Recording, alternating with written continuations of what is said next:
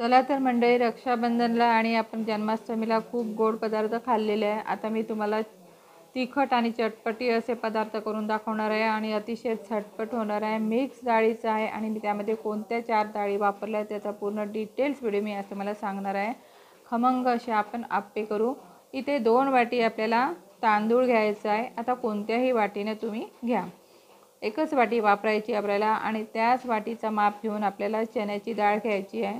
चण्याची डाळसुद्धा आपल्याला अर्धी वाटीच घ्यायची आहे आणि तेवढीच आपल्याला मुगाचा सोला घ्यायचा आहे. उडदाचा सोला थोडासा कमी घ्यायचा आणि मसुरीची डाळ अगदी कमी घ्यायची, म्हणजे कमी कमी माप घेत जायचं आपल्याला आणि आपल्याला रात्रभर तसंच भिजवू द्यायचं आहे. आता छान असं भिजून झालेलं आहे आपलं आणि दुसऱ्या दिवशी सकाळी काय करायचं, आपल्याला वाटून घ्यायचं आहे. तुम्ही रात्री जर टाकत असाल ना तर सकाळी वाटून घ्यायचं आणि थोडंसं पाणी टाकून आपल्याला मिक्सरवर चांगलं फिरवून घ्यायचं आहे. बघा, अशा पद्धतीने आपल्याला फिरायचं आहे आणि आता एका भांड्यामध्ये मी काढून घेणार आहे. आता बाकीची जी डाळ उरली आहे ना, ती डाळसुद्धा मी त्याच पद्धतीने बारीक अशी वाटून घेणार आहे.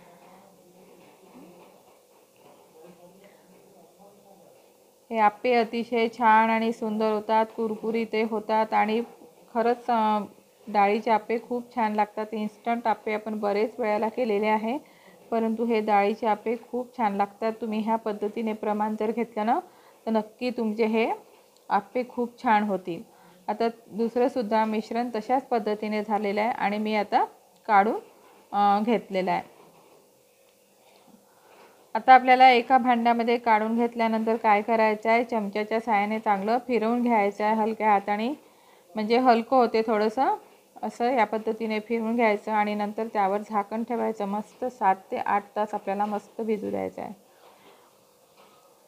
नंतर मग आपल्याला 8 तास झाल्यानंतर बघा कसा स्पंज असा आलेला आहे, मस्त जाळीदार फुललेला आहे छान. पाणी टाकण्याची काही आपल्याला आवश्यकता नाही.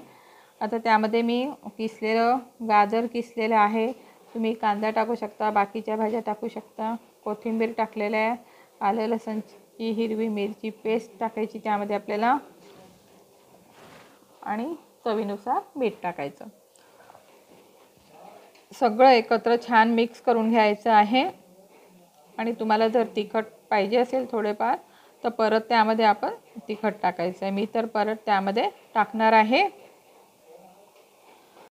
आता छान मिक्स झालेलं आहे. थोडी हळद टाकायची आणि पावडर थोडासा 1 चमचाभर धने पावडर आणि थोडेसे जिरे टाकायचे. सगळे जिरे टाकायचे आपल्याला आणि थोडं तिखट टाकायचं, कारण आपण त्यामध्ये हिरवी मिरचीची पेस्ट टाकलेली आहे ऑलरेडीच. आणि सगळं आपल्याला मिक्स करून घ्यायचं आणि सगळ्यात शेवटी आपल्याला त्यामध्ये इनो टाकायचं आहे. इनोची मी अर्धी पुडी वापर केलेली आहे, अर्धी तशीच ठेवलेली आहे. आप्पे पात्र गरम करून घ्यायचं आणि त्यावर आपल्याला तेल सोडायचं आहे आणि नंतर काय करायचं, गॅस बिलकुल कमी याच्यामध्ये करायचा आणि आपल्याला चमच्याच्या साहाय्याने एक त्यामध्ये मिश्रण टाकायचं आहे आणि झाकण ठेवायचं आहे. मंद याच्यावर छान असं आपल्याला शिजून घ्यायचं आहे ते आप्पे, तोपर्यंत वरची बाजू छान कोरडी होत नाही. आता इथे चटणी करायची आपल्याला. शेंगदाणे घ्यायचे, डाळिया घ्यायचं आणि थोडंसं कोथिंबीर आणि मीठ टाकायचं, थोडी साखर टाकायची आणि दही टाकायचं. तिखट मी टाकणार नाही कारण तो पॉटच हिरवी मिरचीचे आहे म्हणून. आणि मस्त असं आपल्याला वाटून घ्यायचं. आपली मस्त अशी आपली चटणी झालेली आहे. आता वरची बाजू छान ड्राय झाल्यानंतरच आपल्याला काय करायचं आहे, तेल सोडायचं आहे आणि हे आप्पे आपल्याला पलटून घ्यायचे आहे. अशा पद्धतीने आपल्याला पलटून घ्यायचे. बघा, वरची बाजू अतिशय छान अशी झाली आहे, कडक आणि कुरकुरी, आणि खायच्या वेळेस कुरकुर असे आप्पे लागतात. तुम्ही नक्की या पद्धतीने करून बघा. आता सगळे आप्पे आपले छान झालेले आहे आणि आता मी काढून घेत आहे. जे उरले होते मी परत त्या पद्धतीने करून घेणार आहे. आता एका डिशमध्ये आप्पे घेतलेले आहे आणि त्या चटणीसोबत आपल्याला हे खायचे आहे. चटणीसुद्धा खूप सिंपल पद्धतीने सांगितलेली आहे, काही त्यामध्ये आपण जास्त काही टाकलेले नाही आहे. किंवा तुम्हाला नसेल आवडत तर तुम्ही टमाटर सॉससोबतसुद्धा खाऊ शकता किंवा नुसतेसुद्धा खायला खूप छान लागतात. अतिशय कुरकुरीत आणि छान झालेले आहे.